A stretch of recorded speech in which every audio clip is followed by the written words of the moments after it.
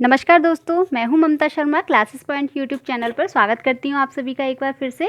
दोस्तों, आज की हम इस वीडियो में पढ़ेंगे क्रिया विशेषण, जिन्हें हम इंग्लिश में एडवर्ब कहते हैं। तो दोस्तों, वीडियो शुरू करने से पहले आप सभी से मैं रिक्वेस्ट करना चाहूँगी कि अगर आपको मेरी ये वीडियो पसंद आए तो प्लीज़ मेरी वीडियो को लाइक कीजिए, और अभी तक आपने अगर मेरे चैनल को सब्सक्राइब नहीं किया है तो प्लीज़ चैनल को सब्सक्राइब कीजिए और बेल आइकन प्रेस कीजिए। तो चलिए अपनी वीडियो शुरू करते हैं। सबसे पहले देखेंगे कि क्रिया विशेषण क्या है। क्रिया विशेषण दो शब्दों के मेल से बना है। कितने शब्दों के मेल से बना है? दो शब्दों के मेल से।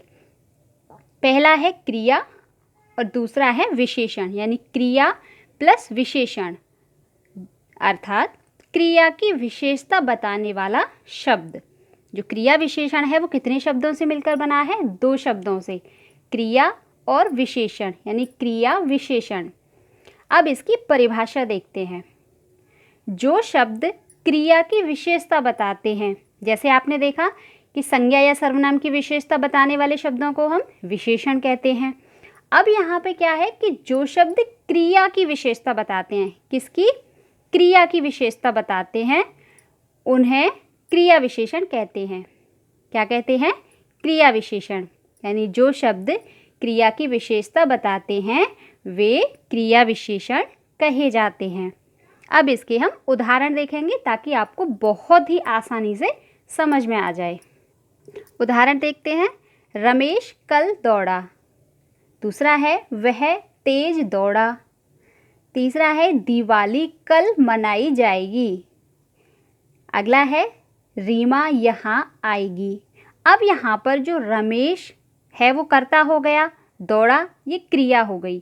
अब ये जो कल है वो क्या है? क्रिया की विशेषता बता रहा है कि वो कब दौड़ा, कब, कैसे, कहाँ, कितना समय। ये सब अगर प्रश्नवाचक शब्द अगर हम लगाएं वाक्य में और हमें जो भी उत्तर मिले वो हमारा क्रिया विशेषण शब्द कहलाता है। अब जैसे यहाँ पे रमेश कब दौड़ा? कल दौड़ा। तो यहाँ पे ये क्या है? कल क्या है? क्रिया विशेषण, यानी दौड़ना एक क्रिया हो गई। क्रिया की विशेषता बता रहा है कि वो कल दौड़ा था। जैसे वह तेज दौड़ा, वह दौड़ा तो सही लेकिन उसकी विशेषता बता रहा है, यानी दौड़ा, दौड़ना क्रिया हो गई, लेकिन उसकी क्या विशेषता बता रहा है कि वह तेज दौड़ा था। कैसे दौड़ा था? तेज दौड़ा था। तो यहाँ पर जो क्रिया की विशेषता बताई जाती है वे शब्द क्रिया विशेषण कहलाते हैं। जैसे दिवाली कल मनाई जाएगी, तो कल क्या है? ये हमारी क्रिया विशेषण हो गई कि मनाई जाएगी, लेकिन कब मनाई जाएगी? कल। तो जो क्रिया की विशेषता बताते हैं कि वो कल मनाई जाएगी। रीमा यहाँ आएगी, तो यहाँ क्या है? ये क्रिया विशेषण शब्द है। आएगी तो ये क्रिया हो गई, लेकिन क्रिया की विशेषता क्या है कि वो यहाँ आएगी। ठीक है, तो कुल मिला के बात क्या है कि जो शब्द क्रिया की विशेषता बताते हैं वे क्रिया विशेषण कहलाते हैं। दूसरी बात और एक दोस्तों, यहाँ हम अगर प्रश्न बनाएं, वाक्य में प्रश्न करें वाक्य से कि कब दौड़ा, कैसे दौड़ा, कितना समय लगा, है ना, तो ये जब हमें उत्तर मिल जाएगा तो वह शब्द हमारा क्रिया विशेषण कहलाएगा। ठीक है, अब इसमें एक विशेष चीज़ क्या है हम वो देख लेते हैं। विशेष है इसमें क्रिया विशेषण अविकारी शब्द है। कैसा शब्द है? अविकारी शब्द है, जिस पर क्रिया वचन लिंग का कोई भी प्रभाव नहीं पड़ता है। ठीक है, तो क्रिया विशेषण क्या है? एक अविकारी शब्द है, अर्थात लिंग, वचन, कारक, काल आदि के कारण इसका रूप नहीं बदलता। यानी लिंग परिवर्तन हो जाए, काल परिवर्तन हो जाए, वचन परिवर्तन हो जाए, कुछ भी हो जाए, लेकिन जो क्रिया विशेषण है वो वैसा का वैसा ही रहेगा। ठीक है, जैसे अगर हम रीमा की जगह लड़कियां लगा दें तो वचन बदल गया कि लड़कियां यहाँ आएंगी। ठीक है, अगर लिंग परिवर्तन कर दें कि राम यहाँ आएगा, तो कुछ भी कर दें हम, लिंग, वचन, कारक, काल,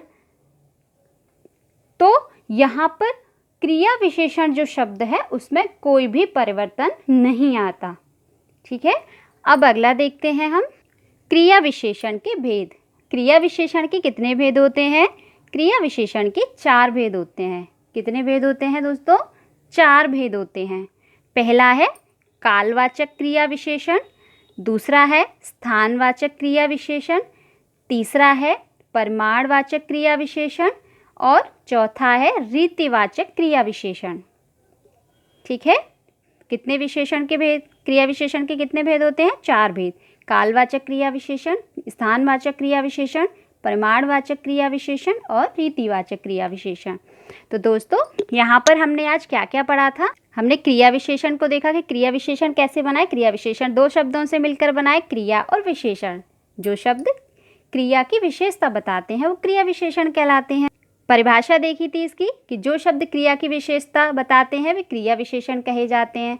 इसके उदाहरण भी समझे थे हमने, और इसमें ये भी समझा था कि क्रिया विशेषण एक अविकारी शब्द है जिसमें लिंग वचन कारक के चेंज होने से उसमें कोई भी परिवर्तन नहीं आता, वो वैसे के वैसा ही रहता है। और फिर लास्ट में हमने देखे थे क्रिया विशेषण के भेद। क्रिया विशेषण के 4 भेद होते हैं।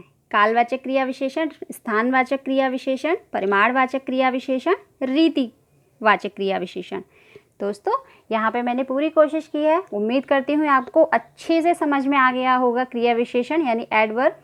दोस्तों फिर से रिक्वेस्ट करना चाहूँगी, अगर मेरी ये वीडियो आपको पसंद आई हो तो प्लीज़ मेरी वीडियो को लाइक कीजिए और प्लीज़ चैनल को सब्सक्राइब कीजिए ताकि आप जैसे दोस्तों का बहुत प्यारा सा सहयोग और साथ मुझे मिलता रहे।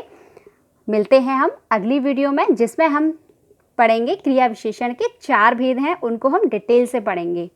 ठीक है, चारों भेदों को हम बहुत अच्छे से विस्तार पूर्वक और उदाहरण के साथ पढ़ेंगे, बहुत अच्छे से समझ में आएंगे। तब तक के लिए आप अच्छे से रहिए, खुश रहिए, सुरक्षित रहिए। बहुत ही जल्द डालने वाली हूँ इस वीडियो को। अपना ध्यान रखिए। Take care, bye bye.